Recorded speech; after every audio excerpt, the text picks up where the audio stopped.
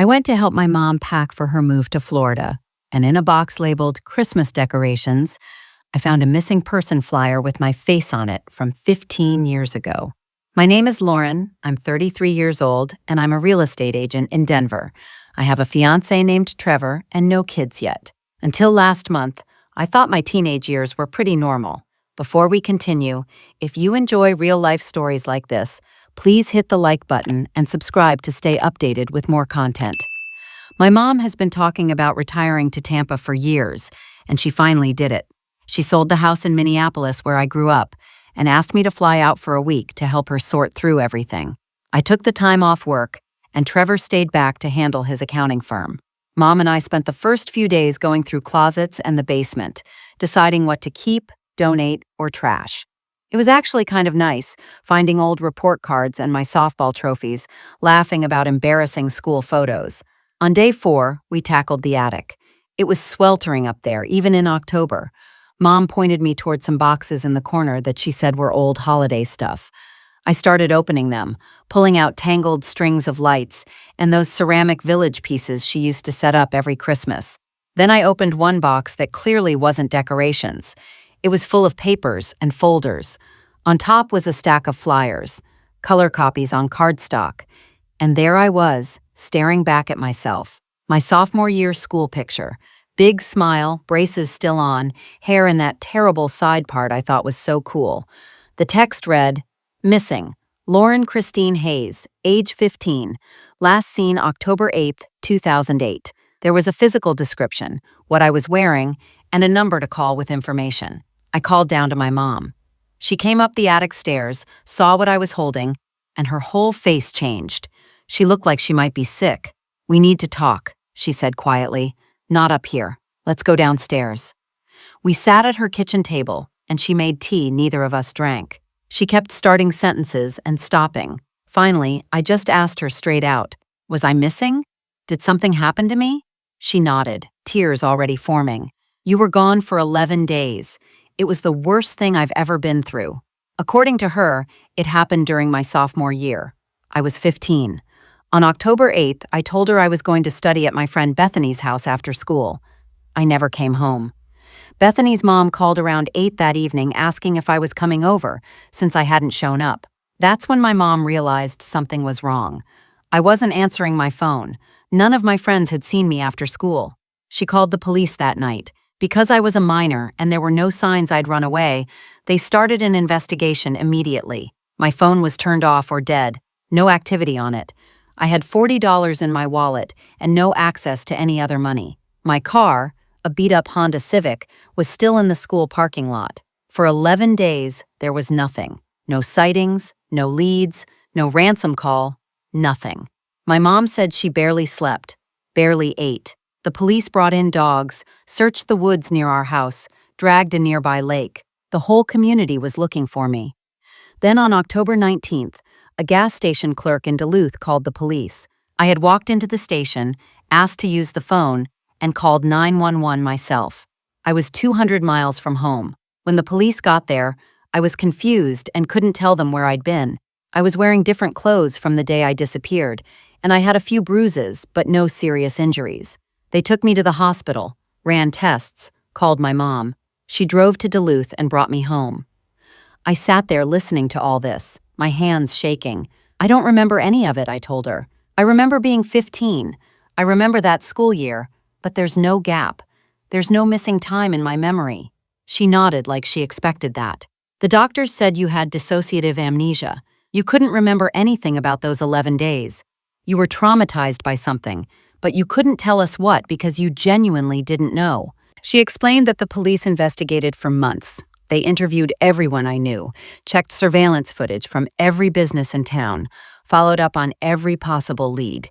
But without my memory and without any physical evidence, the case went nowhere. The detective told my mom that sometimes in cases like this, the victim never remembers, and the truth is never found. After about 6 months, the investigation went cold. I felt like I was going to throw up. Why didn't you ever tell me? Why do I not remember that this happened at all? She started crying harder. The therapist you saw after you came back told us not to keep bringing it up. She said your brain had protected you from the trauma by blocking it out, and constantly reminding you might make things worse. You seemed okay. You went back to school, you saw the therapist for a few months, and then you just continued on with your life. By the time you were 17, 18, you never mentioned it. I thought maybe you'd blocked out not just those 11 days, but the whole experience of being missing. I couldn't wrap my head around it. I asked her what the doctors said happened to me. She said they didn't know. There was no sexual assault, no drug in my system, no signs of being held captive for days. The bruises I had were minor, like I'd bumped into things. My clothes were ordinary, jeans and a sweatshirt that weren't mine, but they couldn't be traced to anyone. It was like I'd existed in some pocket dimension for 11 days and then stepped back into reality with no explanation. I spent the rest of that week going through the box. There were police reports, witness statements, newspaper articles. The local news had covered my disappearance extensively. I read statements from my friends saying I'd been acting normal the day I disappeared.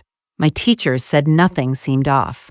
My mom's phone records showed the dozens of calls she made to hospitals, police stations, my friends' parents. There was a journal she'd kept during those 11 days, documenting every moment of her nightmare. One detail stuck out to me. Several people reported seeing someone matching my description in the days I was missing, but none of those sightings were ever confirmed. A woman in St. Paul said she saw a teenage girl who looked like me getting into a van with an older man. A gas station attendant in Wisconsin thought he saw me. None of it led anywhere. I flew back to Denver in a daze. Trevor picked me up from the airport, and I told him everything on the drive home. He didn't know what to say. We'd been together for 4 years, engaged for 6 months, and this was completely out of nowhere. He tried to be supportive, but I could tell he was freaked out. That night, he asked me if I thought something bad had happened during those 11 days. I told him I honestly didn't know. I couldn't let it go. I started researching dissociative amnesia, reading about other cases of missing people who came back with no memory. I joined online forums for people with similar experiences. Some of them had eventually recovered memories through therapy. Others never did. Some wished they'd never remembered at all. I tracked down Detective Morrison, the officer who'd handled my case. He was still with the Minneapolis Police Department, now a lieutenant. When I called him and explained who I was, he remembered immediately. He agreed to meet with me the next time I was in town. 3 weeks later, I flew back to Minneapolis alone. Trevor offered to come, but I needed to do this by myself. Detective Morrison met me at a coffee shop. He brought his old case file.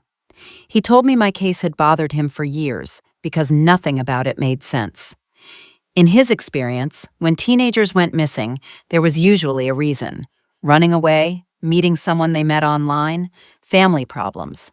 But I had none of that. Good student, good home life, no secret boyfriend, no drugs, no trouble at school. You just vanished, he said, and then you came back and we had nothing to go on. He walked me through what they knew. My phone last pinged off a tower near my school the afternoon I disappeared. After that, nothing, until it was found in a dumpster behind a McDonald's 3 days later.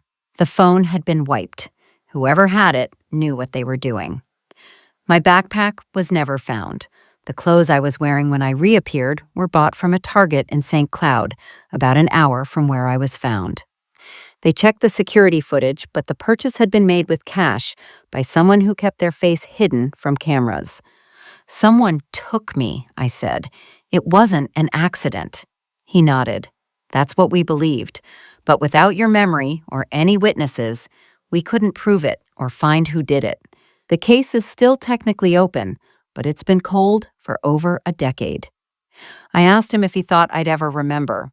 He said he wasn't a psychologist, but in his opinion, if I hadn't remembered anything by now, I probably never would. Some part of me felt relieved by that. Another part felt cheated, like someone had stolen a piece of my life, and I'd never get it back. I started seeing a trauma therapist when I got back to Denver. I needed help processing this.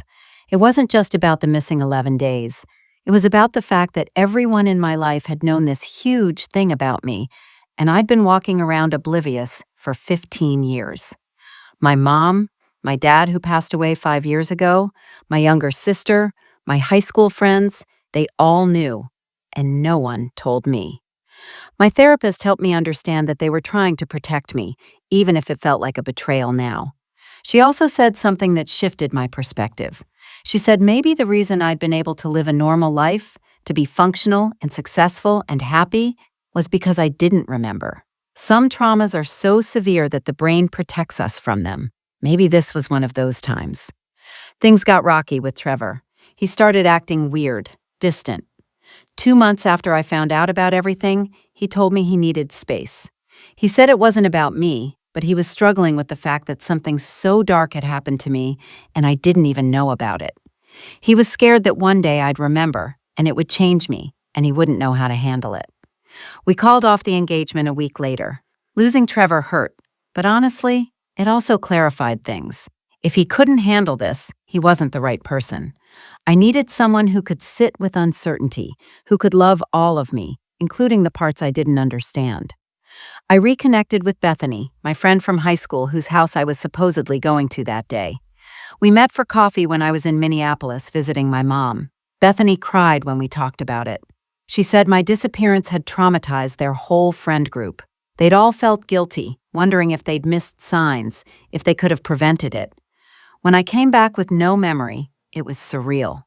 She said I'd seemed fine, maybe a little quieter for a while, but basically myself. I asked her if I'd been acting strange before I disappeared. She thought about it and said there was one thing.